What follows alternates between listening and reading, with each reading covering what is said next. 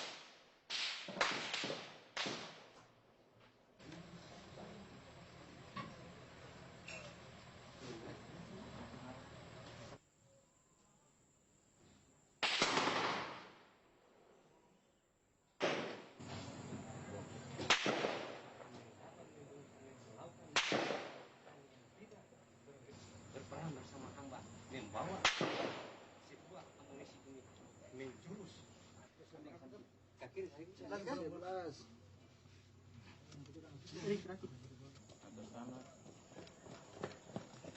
Ya, no, yo masih lorong, ya masih lorong.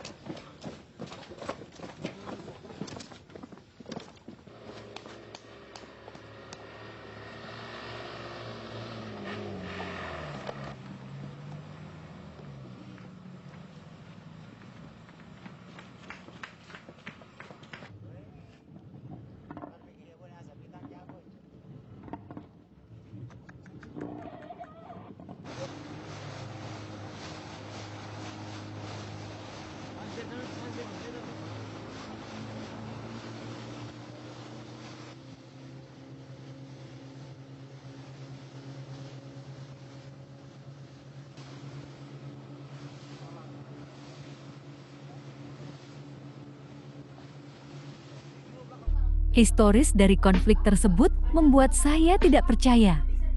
Bagaimana seseorang dapat mengubah realita masalah menjadi salah satu isu pemicu besarnya konflik menggunakan agama. Apakah sensitifnya kita sebagai orang basudara tentang agama? Toleransi yang diajarkan oleh nenek moyang telah dikubur oleh sifat balas dendam. Konflik yang dilakukan hanya memberikan luka dan tangisan yang mendalam.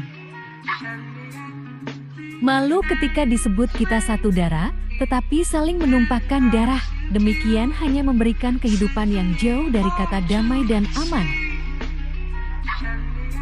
Bagaimana nasib anak? Apa yang terjadi pada anak-anak dan perempuan?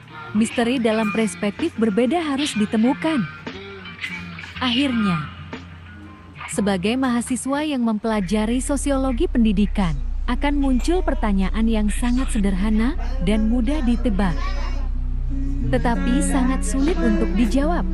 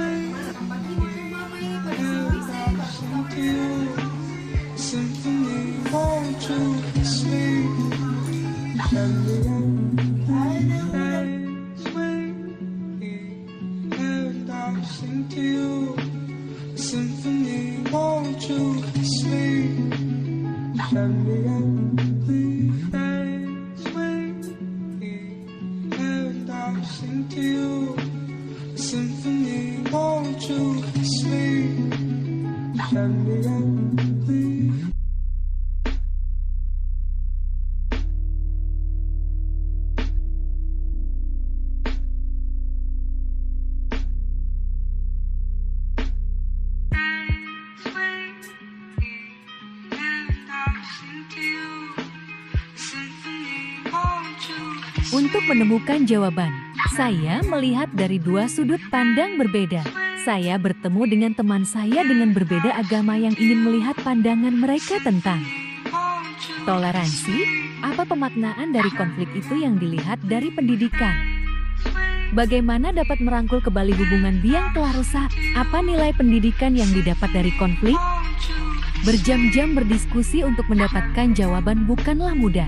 Pernyataan dari kedua belah pihak membuat saya kaget dan takjub. Keduanya mengajarkan cinta dan damai, tetapi sensitif antara kedua belah pihak sangat tinggi. Mengapa demikian?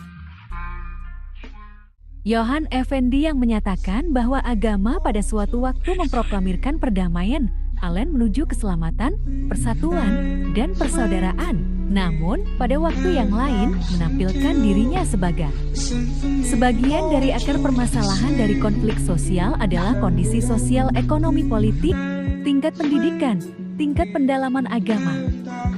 Terbentuknya mentalitas dan moralitas yang dilandasi ketidakdewasaan perilaku sosial psikologis. Lingkungan yang ada dalam masyarakat itu sendiri kurang kondusif. Kondisi yang digambarkan tersebut menggiring ke arah perlunya mempedulikan persoalan moralitas secara lebih serius.